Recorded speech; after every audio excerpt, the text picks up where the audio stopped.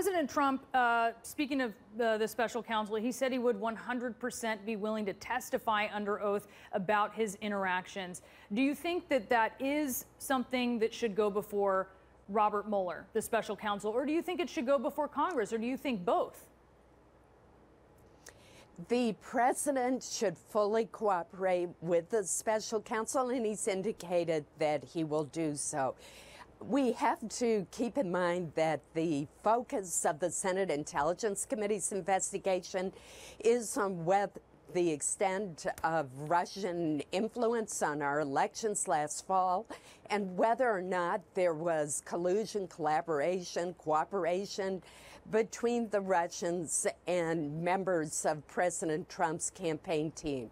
So there are two different investigations with two different emphases underway right now. Both are critical.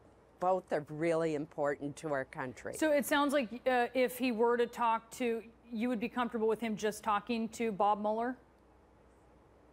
Yes, I would be. And if he does, should video of that testimony be made public, do you think? Well, that really depends on how the special counsel decides to proceed. It would be unusual if in the midst of the investigation he were to release a video or a transcript of the investigation before the investigation is concluded.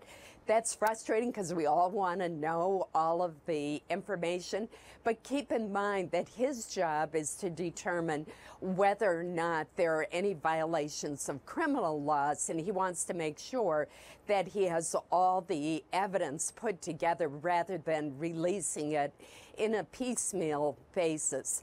Our committee will release a public report at the end of our investigation, and we're proceeding. And I really commend the two leaders of our committee for what I thought was an excellent series of hearings last week.